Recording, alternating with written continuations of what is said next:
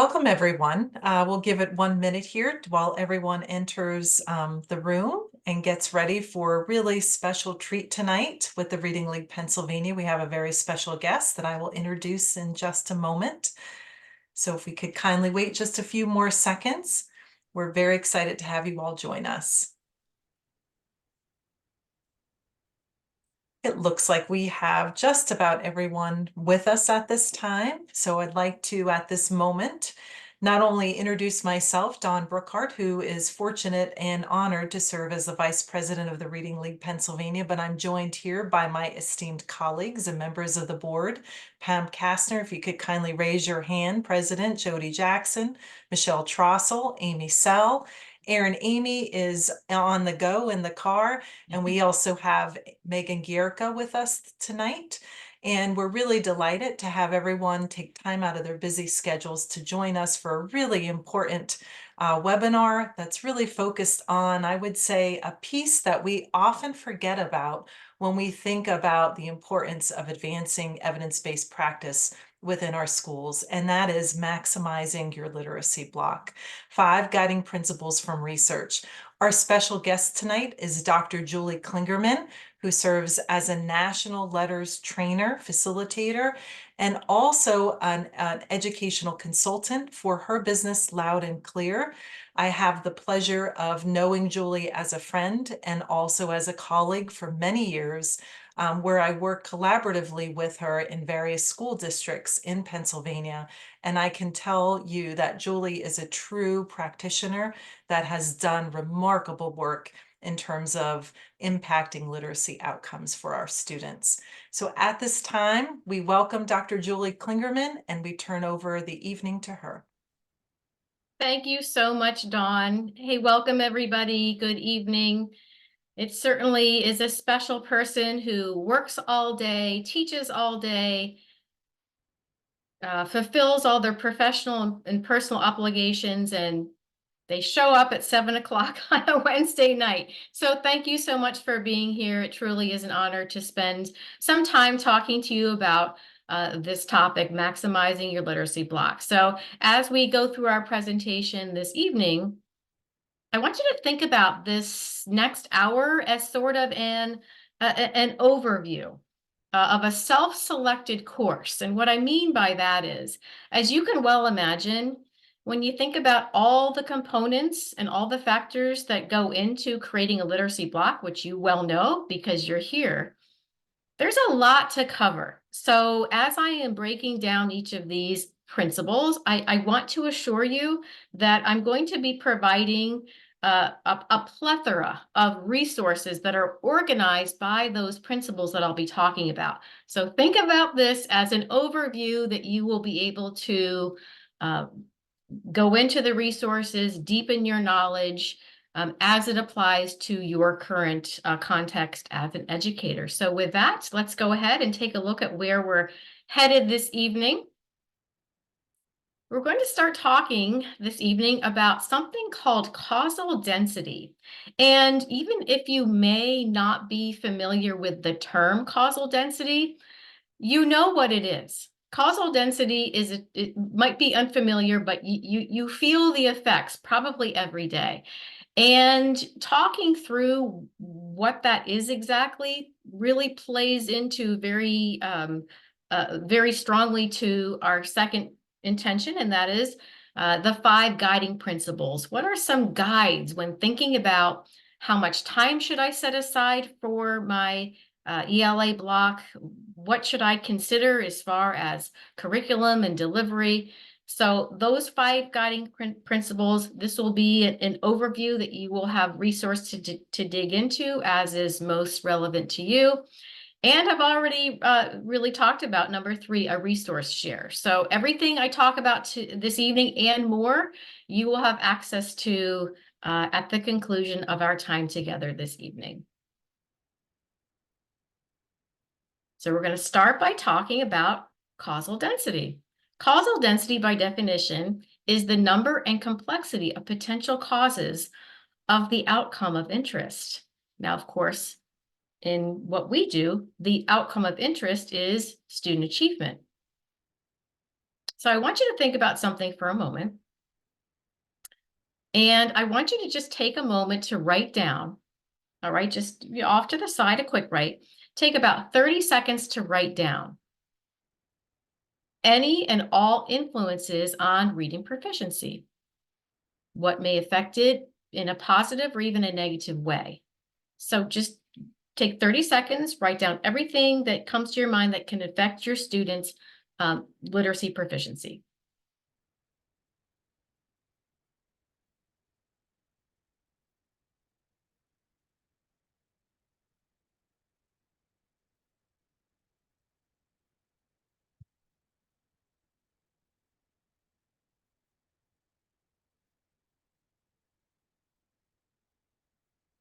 You could probably go on and on, right? So now I want you to think about, for all the participants here who wrote down a list of things that could affect reading achievement or literacy achievement, and we thought about the interactivity of all of those factors, it becomes really overwhelming.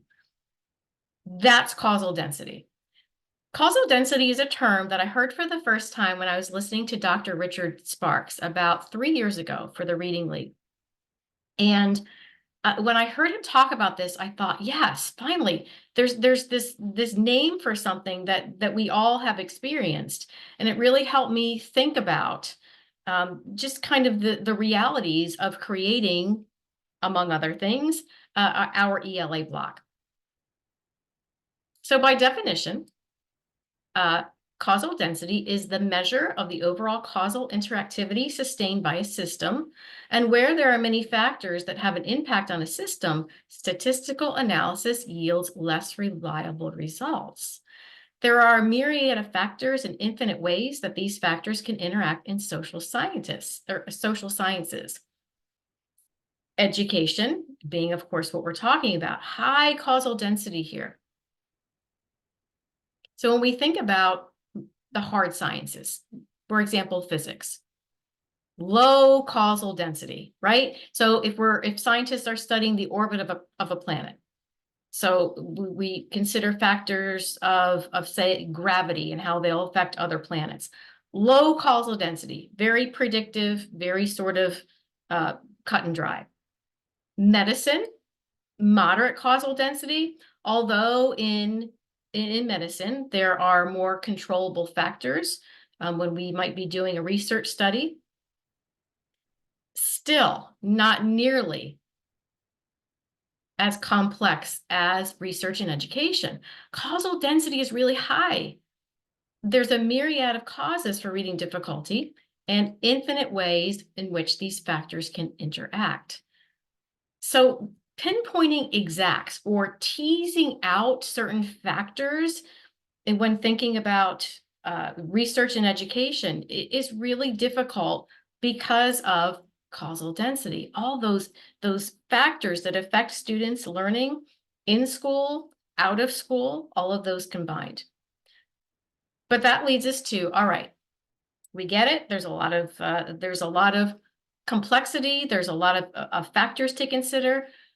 But that really leads us into our big ideas for tonight. And that is, what do we know from research over the past 4 to 5 decades? What can we take from research and education to guide our thinking here? So let's take a look at those 5 principles as we prepare to dig in this evening.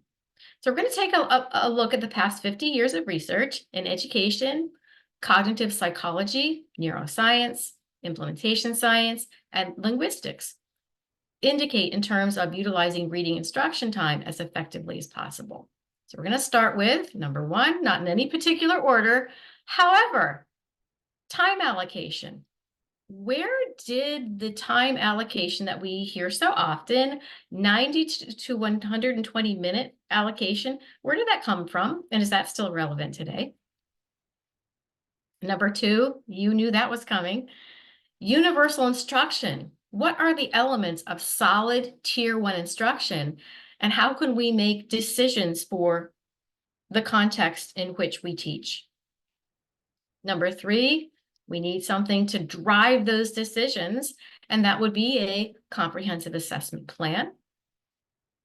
Now let's talk about planning and delivery, the components of explicit instruction. So we could have we could research a curriculum and make sure that it's aligned with the research. However, if delivery is not effective, it's not going to come to its potential. So explicit instruction is all about delivery. How can we make this time, back to time allocation, how can we make this time as meaningful and effective as possible? And finally, number 5, we'll be wrapping up the evening talking a little bit about differentiation and how can we really break down what is the breakdown in terms of whole group, small groups. What can we use to really make informed decisions about differentiating instruction for our kids? All right, let's go ahead and dig right in with time allotment. I had to do a little bit of digging here. You know, that 90 to 120 minute allocation has become, at least for me, so common. I always kind of assumed that maybe it came from the National Reading Panel report. I had to dig back a little bit further than that.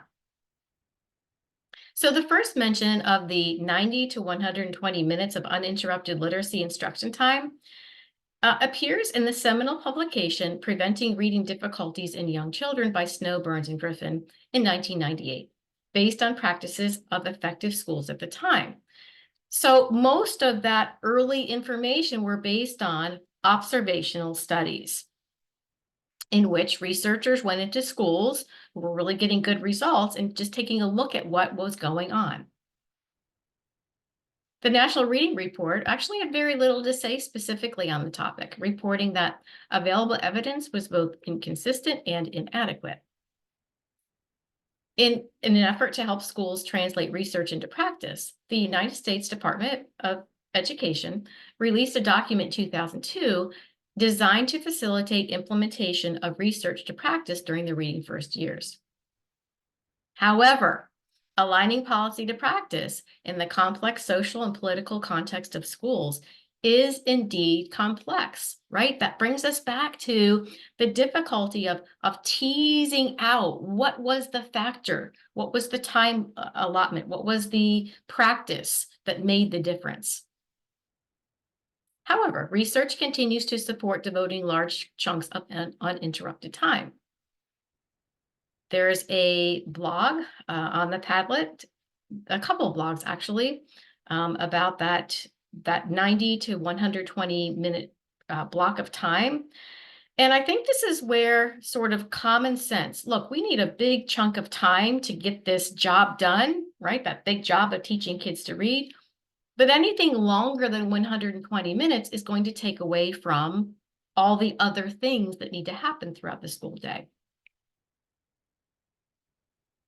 Big idea, as you can see next to the bullet. So the really big idea here is what is happening during that 90 to 120 minute ELA block is absolutely as or more critical than determining a specific amount of minutes.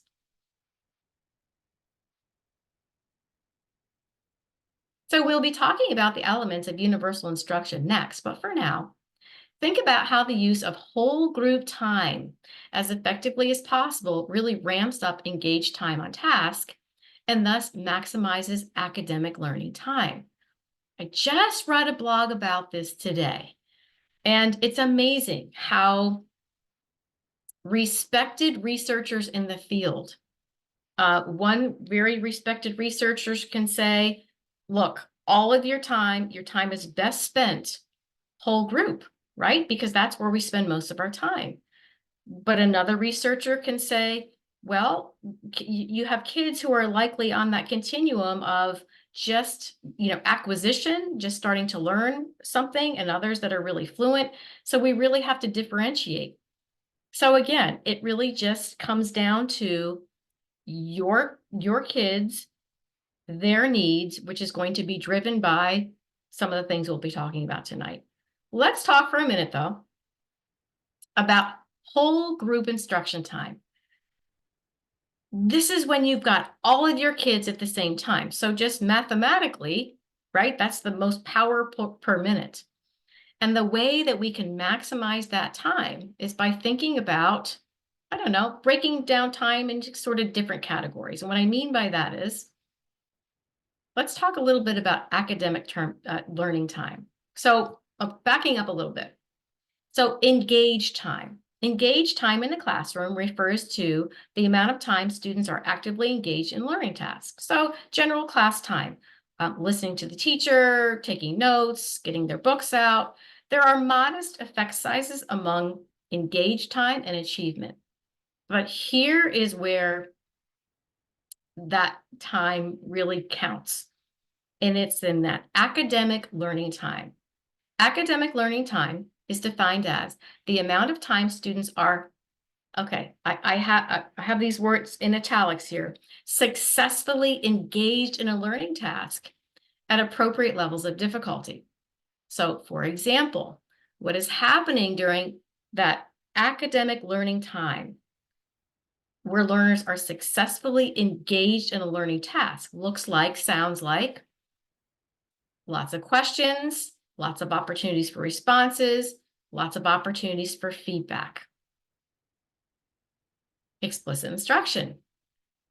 And by the way, academic learning time traditionally makes up a small percentage of the day, about 20%, although there is a strong correlation among academic learning time and achievement.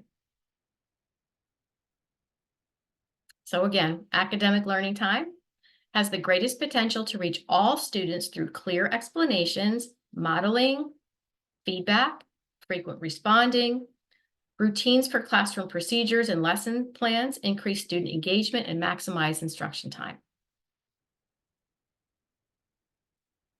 A statistic from explicit instruction: the most effective teachers had students on task and engaged 96% of the time.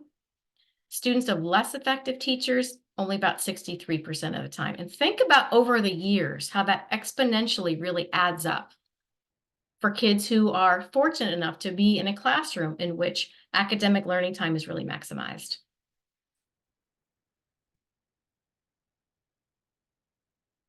Principle number 2, universal instruction. Certainly we could spend a great deal of the evening talking about this. So let's take a look at the big ideas here. What are the essential components of a solid Tier 1 instruction for all students?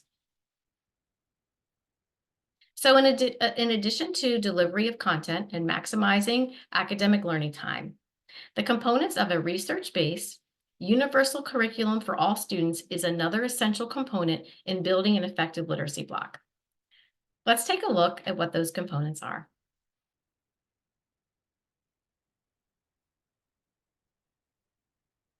Give you a moment to read down those main points.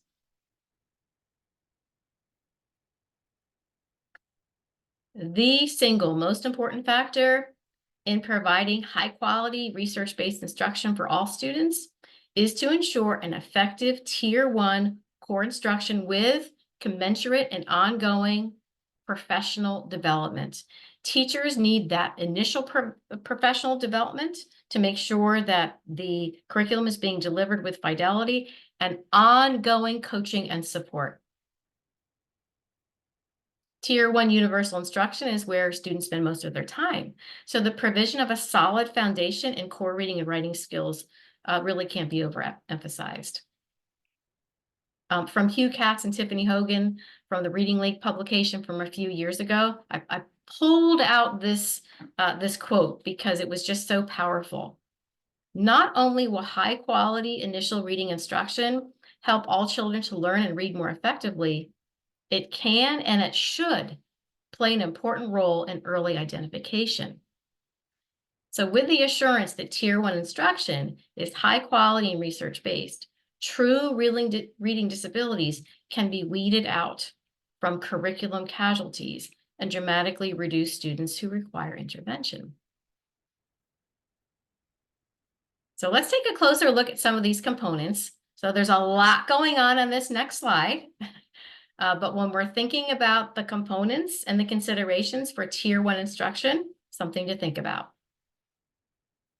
So whether you are analyzing your current curriculum or choosing a new one, here are some components of universal curriculum materials to consider. All right, so when you're looking at a scope and sequence, although there is not and may never be one universal scope and sequence for word recognition, here are some common threads to look for. So simple to complex are skills presented, and really the easiest way to really think about this, or the most relevant way to think about a scope and sequence and simple to complex, is that phonics scope and sequence. Are those skills presented from simple to complex and to least occurring to most frequently occurring phonics patterns? How are high frequency irregularly spelled words taught? How are they presented? Is it by visual memorization, which we know isn't the most effective way that our brains are able to make those sound symbol correspondences? Or are high frequency irregularly spelled words presented through a heart word routine, or something in which every word is going to be analyzed from those sound symbol correspondences and building on that? Typically, in a phonics scope and sequence, you start to see decoding and spelling start to diverge in about second grade, because at that point, kids are able to decode many more words than they were able to spell. So those are some things to think about in terms of a scope and sequence. As far as being systematic, look for routines, distributed and cumulative reviews, application to actual reading and writing tasks, right? So skills aren't taught in isolation, they're integrated in meaningful ways, including language comprehension as well, vocabulary and oral language building. Are there lots of opportunities to practice skills in various contexts? So integrating, practicing skills in spelling, writing, decodable text to automaticity. What about language comprehension? Are there integrated opportunities to build language comprehension, such as read alouds, vocabulary, knowledge building content? In terms of writing, our foundational skills of writing. Okay, now we're back to scope and sequence and systematic instruction. Are those foundational skills of writing taught systematically, explicitly, and sequentially? The ability to get pen to paper as far as handwriting, keyboarding to fluency, interwoven with also writing about text that kids are reading. That reading-writing connection is so powerful and so consistent in the research. By writing about things that we're reading about increases comprehension. And by writing about things that we're reading about it gives us something to write about. It's really difficult to write about something for which we don't have a lot of knowledge. As far as professional development, mention that briefly. Is there an initial component of professional development? And is that ongoing as teachers are learning to use that curriculum with fidelity and efficacy?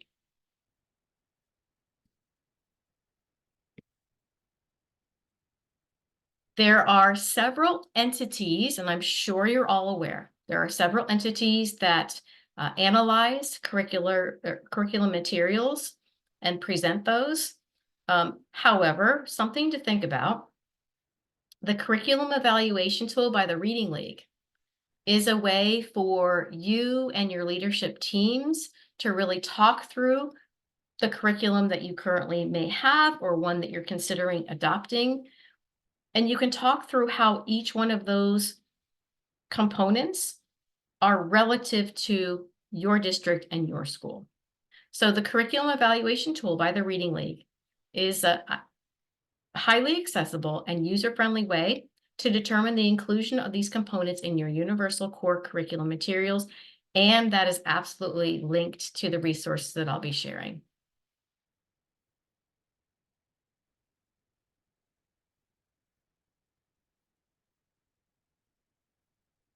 So a conversation about a comprehensive literacy block certainly relies upon knowing where we are and knowing where we're going. So I'm just going to spend a little bit of time talking about assessments and how indeed a comprehensive assessment plan is your GPS. It's giving you an idea where you are, where you're going, and is your instruction effective with all students, including those in interventions. So let's take a quick look at that. So at a glance, what we're talking about here are four, let's see, distinct but complementary kinds of assessment. You're probably all familiar with universal screening and benchmarking tools, which you typically give to all students in the beginning, middle, and end of year. That really sets up sort of the next step in your comprehensive assessment plan. And that is having a diagnostic tool which answers the question, where is the student having difficulty? How can I plan my small group instruction or maybe a class-wide intervention based on these diagnostics? And by the way, I want to be really clear here. As far as the diagnostic tool, I'm referring to informal educational diagnostic, not those more formal diagnostic tools that would be given by perhaps an education or ed psych for perhaps eligibility into special education. In this conversation, a diagnostic tool refers to an informal educational diagnostic that will yield information about next steps. Exactly where are my students' strengths and challenges so I can plan my instruction around that. Progress monitoring tools answer questions about how students are doing if they are in a tier 1 or a tier 2 intervention, and answer the question, is the help helping? Outcome-based assessment really refers to any assessment that is given to see, did the student learn specifically what was taught? Sort of the outcome-based assessment that we're all familiar with is our state test. So the reasons for giving benchmarking, diagnostic, progress monitoring, and outcome-based assessment are all built to answer different questions, but will yield complementary information as far as, again, knowing where our students are and where we're going from there. So choosing the correct tool for the job.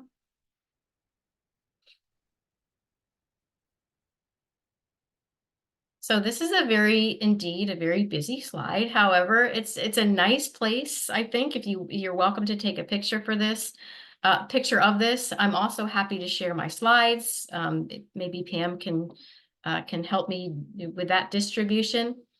But what you're looking at here, you're looking at those 4 kinds of assessments that I just very briefly talked about. And each one, what question does this answer? What is this particular assessment designed to do? And what is this particular assessment not designed to do? For example, if I'm going to use my universal screening, that could be Dibbles 8, Acadians, AimsWeb, FastBridge. Those are built to be valid and reliable tools that answer the question, how are all students doing in a school, in a grade level, in a particular classroom? They are not designed to answer the question, any specific question about how students are doing within a specific skill, or what are their deficits, what are their needs. That's going to be a different assessment. That's your starting point, though. So for example, we've given our universal screening And we see that in, say, a second grade classroom, there are 20% of students are basic or below those targeted skills as relayed by that universal screening. We would take a look at those 20% of students who were basic or below, and a universal screening tool isn't going to yield a lot of specific information about why that student is having difficulty. That's where an informal educational diagnostic will yield information such as, what is the student's difficulty with phonemic awareness, letter sound correspondences, spelling. There are also a few nice diagnostics that take a look at the language comprehension piece. Language comprehension diagnostics are not nearly as accessible as those that are looking at the word recognition strands. However, I'm happy to talk that through. And again, if you have specific questions, I believe that Pam has shared something in chat where you can ask that question. An informal educational diagnostic is created to answer the question, what kind of help does the student need, to guide your decisions about instruction and possibly intervention? A progress monitoring tool is going to be implemented for students who are in either a tier 2 or a tier 3 intervention to answer the question, is the student making adequate progress? I do have a flow chart about sort of a formula about how many progress monitoring points should we look at before we start talking about increasing intensity. And I have that linked on our resources. Outcome-based assessments are built to answer the question, think about your state test, how effective is a school's overall curriculum instruction? In other words, how is the school doing getting the job done for all of our students? They are not designed to help plan instruction in real time. They're designed for administrators and team leaders to look at as far as overall effectiveness of that tier 1 universal instruction.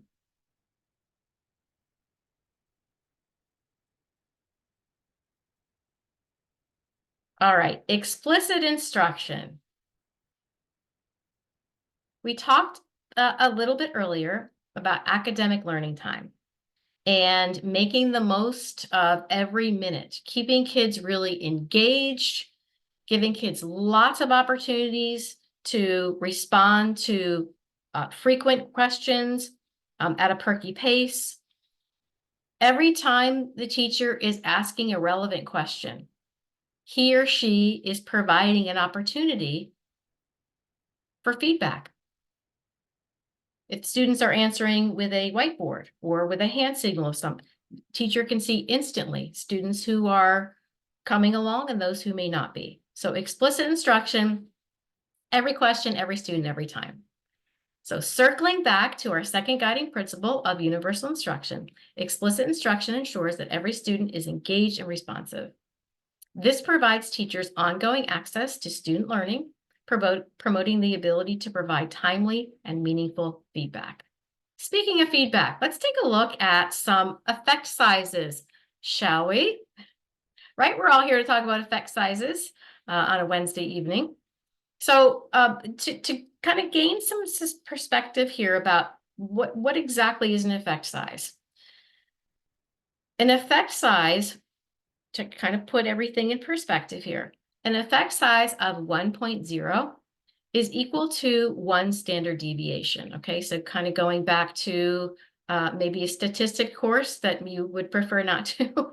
So to put that into sort of our language as teachers, an effect size of 1.0 is equal to increasing achievement 2 to 3 years in 1 year's time. So for all students, but especially students for whom that gap is growing, it's absolutely essential that we're implementing practices that are going to make up for lost time. So as we take a look at the effect sizes, for things like providing goals, teacher clarity, direct instruction, providing examples. There it is, nothing magical, lots and lots of practice and lots of feedback. These are all elements of explicit instruction. So I am going to go through each of these rather quickly to make sure that we have these sort of common definitions. But before I do, big ideas here. An effect size of 1.0 is kind of equates to 2 to 3 years of increasing achievement in 1 year's time. So researchers really start getting excited about, say, 0.4, 0.5. Take a look at these effect sizes, and these are all included in the principles of explicit instruction. So providing goals refers to explicitly knowing as a teacher, what is my goal for this lesson? How are we going to get there? And articulating it to students. And this is really interesting. And I'm taking some of this information in particular from Visible Learning by John Hattie, which many of you are familiar with the sort of collection, the meta-analysis of all meta-analyses. Something really interesting about providing goals. Teacher has to be clear what the goal is, articulate it clearly. And more challenging goals tend to have higher effect sizes. So simply saying something like do your best, it's just not concrete enough. Providing a concrete goal clearly and challenging goals, of course, not certainly not out of the realm of possibility, but challenging, realistic, attainable goals that are clearly articulated. Teacher clarity refers to clearly communicating those goals. See all these intertwining factors here. Clearly communicating goals, outcomes, and engagement with a laser focus on unambiguous language. Now, this direct instruction, so there's big DI and little DI, and without going into too much detail, direct instruction, as far as this conversation, refers to the programs created by Siegfried Engelmann.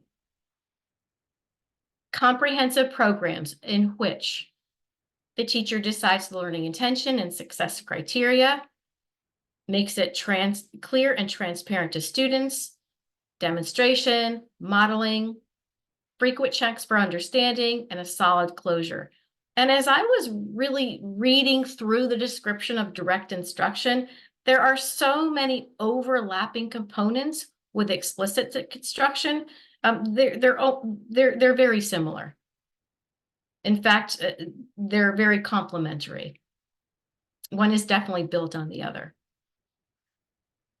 So providing work examples, breaking down a process or lesson into deliberate steps, which lessens cognitive load. Nothing fancy about deliberate practice. The power of practice. And I have linked onto our resources. I've listened to this presentation at least 4 times. I know that Dr. Kastner is familiar with Jamie Peebler and her work, but she has a wonderful presentation about the power of practice. And she talks about the steps of acquisition to fluency to generalization, and how understanding those levels of practice and facilitating those appropriately is what really solidifies learning in the first place and makes it stick. And there it is, feedback. You can't get feedback without providing those opportunities to respond. And this is really interesting. I was listening to a podcast, and I heard the host say to Dr. Archer, if you could recommend of all the things that you talk about in explicit instruction, if you could recommend one thing to teachers and principals, what would it be for teachers to do? And she said, increase opportunities to respond. because as we're posing questions, every question, every student, every time, we are gaining that feedback, sending it back to kids, and that's how our brains make it stick.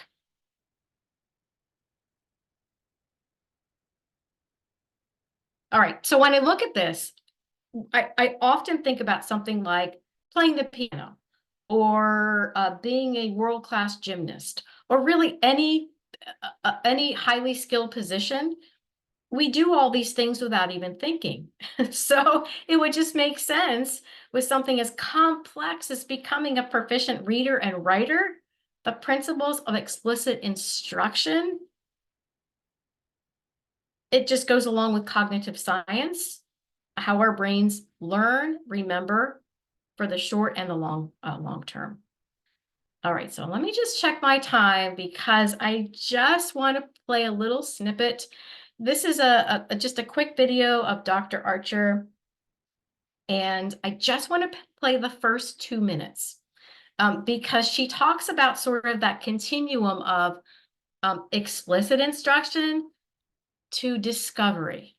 It doesn't have to be sort of an either or, right? And it's just a 2 minute snippet, but I just love the way she talks about how explicit instruction is just sort of our gateway to kids being independent, self-discovery learners. And you'll have to let me know if you can hear. I'm going to make sure that I get my audio controls ready. Just about a 2 minute snippet.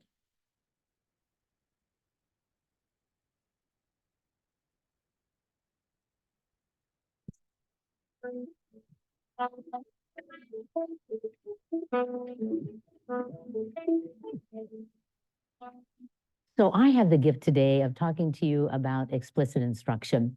Explicit instruction simply is instruction that is quite direct. It is unambiguous with the goal that the students would get it, would understand it, and would learn.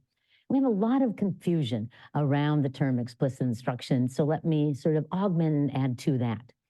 One question I'm often asked is, wouldn't it be more motivating for students to learn it on their own, to discover it, to use authentic problems to discover it?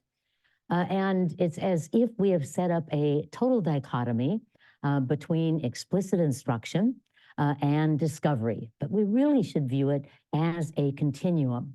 And when we look at the research on instruction, we learn what are the attributes of that continuum. For example, if you are teaching children that are novices, that have just never learned this body of knowledge in the past, it appears that they do much better if we explicitly teach them the information, whether it's knowledge or skills or strategies, that we teach it. If they are learning a body of knowledge that they've not learned in the past, they're brand new to algebra, they are new to decoding of words, then they really benefit from very explicit instruction. So those two things, when the student is a novice, when the knowledge is new, explicit instruction would be desirable. But then after you've gained lots of information, you've gained lots of skills, then discovery is much more a viable option, but only after you've had explicit instruction.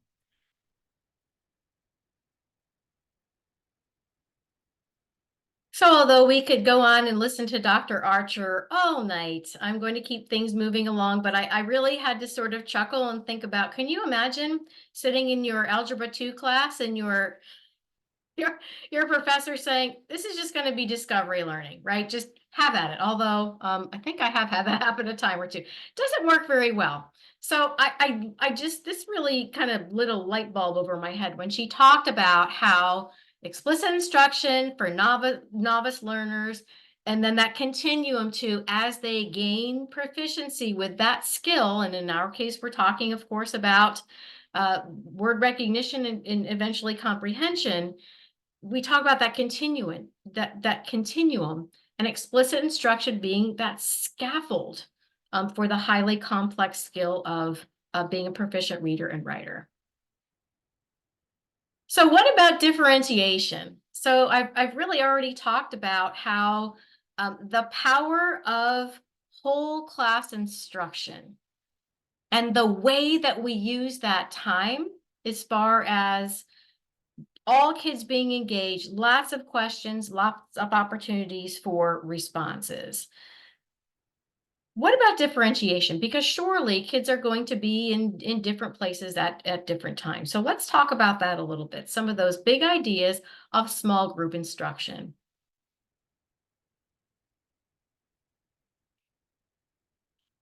Now, before we take a look at some of the big ideas about small groups and differentiation, I just want to assure you that by design, I don't have a specific time allotment for the breakdown of the 90 to 120 literacy block. I do, however, have a lot of sample literacy block breakdowns from K to 5 that you might find helpful, including time for small groups. So let's take a look at some of those big ideas as far as small groups. A common breakdown, if we want to just kind of put some parameters around this, a common breakdown, and I know that this is a structure that UFly uses, about 30 minutes whole class, 30 minutes of sort of language comprehension, and 30 minutes of differentiated small group instruction. Which again, causal density, right? You've got to meet those kids' needs, but you also have to leverage that and think about, which you do every day. When I'm working with those small groups, if I'm working with 5 kids, well, that's 15 or 20 kids that have to do something independently. So leveraging whole group and small group time is really going to be driven by all the things we're talking about tonight, including assessments, including thinking about the power of whole group instruction when we make that time academic learning time. However, as you all know, you've got a continuum of needs with your students, and meeting their needs during small group time, which is going to be driven by your assessments, should be based on skill-based flexible groupings, right? So in the time that I was in school, there were 3 groups, and that was it until from the beginning to the end of the year. Small group differentiation, by definition, means students are grouped by need, and those groups are flexible based on initial diagnostics and driven by progress monitoring. Students who are in small groups, the purpose of which is to develop acquisition of skills to fluency. For those of you who are thinking about small group instruction and making the most of that time, you might consider, you may have heard of a walk to read model, which means instead of having 4 or 5 different groups in your own classroom, if you have, say, a group of 4 teachers on your team, you could use assessments to determine need. Teacher A takes one group, teacher B takes another group, teacher 3 takes another group, and so on. Good. So I do have some resources to help you in that regard. Other considerations to think about: minimizing cognitive load. I kind of cringe because this is something that I did for many years, or I observed for many years. Kids who have one tier 1 curriculum program in their classroom, and then we pull them for an intervention using something completely different. Even though we're basically teaching phonics and teaching reading, we're at different points in a scope and sequence. We may use different terms for the same thing. So really thinking about using complementary aligned programs for tier 1 and tier 2.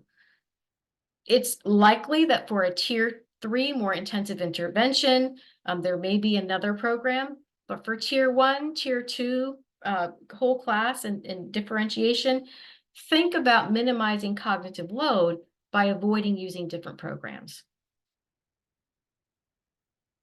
to make the most of that time, elements of explicit instruction. And by having smaller groups, you can maintain that laser focus on that target skill. So what is meant by more intensive? You know, it's again, guilty. Just because we have a smaller group of students doesn't necessarily mean it's more intensive. If we're doing the same exact thing with 3 different groups, well, we could just keep them whole group, right?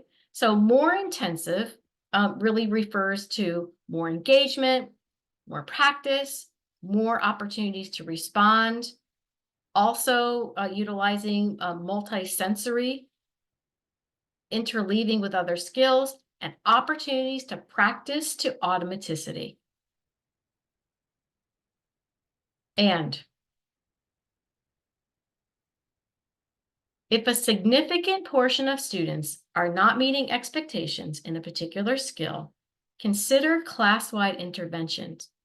The initial research about class-wide interventions, very promising. So let's talk about that for a little bit. First of all, let's talk about, there's my little asterisk here. What does that mean, a significant portion?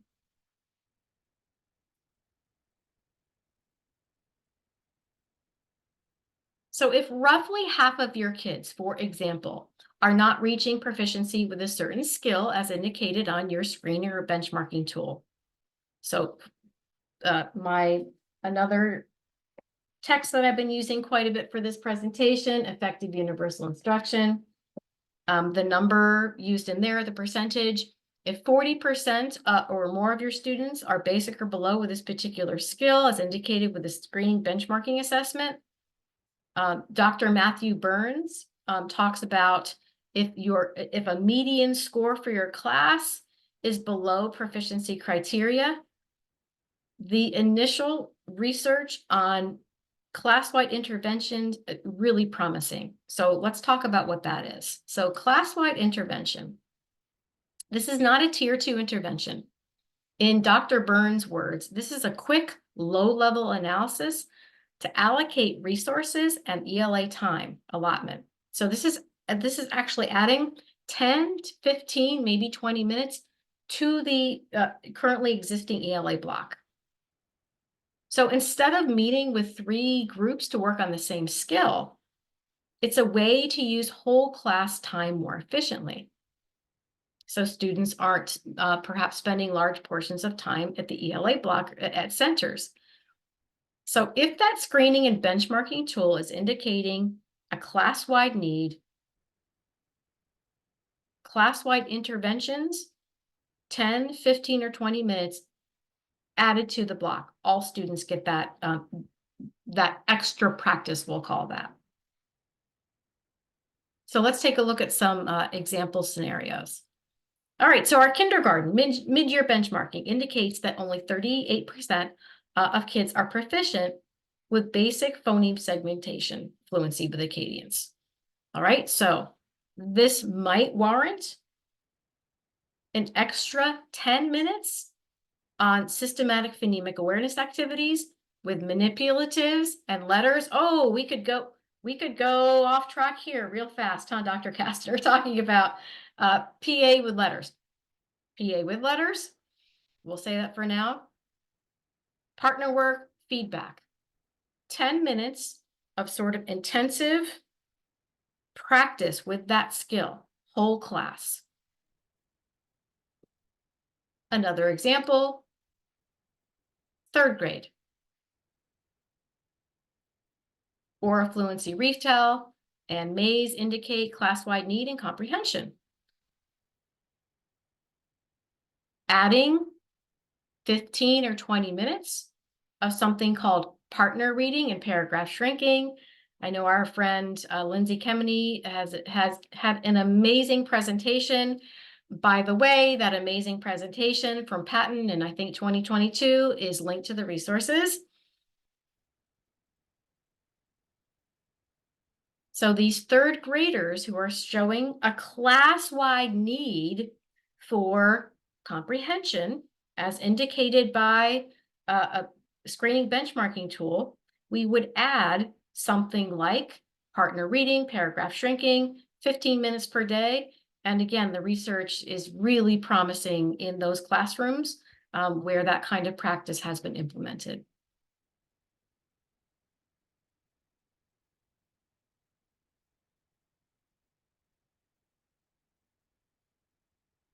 I want to assure you that information on class-wide interventions plus resources that you can dig more deeply into any of the 5 principles, they are included in a Padlet that I've created just for you, hardworking and amazing educators and leaders that you are. You can use the QR code, and you can also grab the link from the Padlet in chat. So in 4 minutes, Dr. Kastner, I think I'm going to kind of hold off on showing the actual Padlet. I think once you grab the Padlet, you open it up, it's pretty self-explanatory.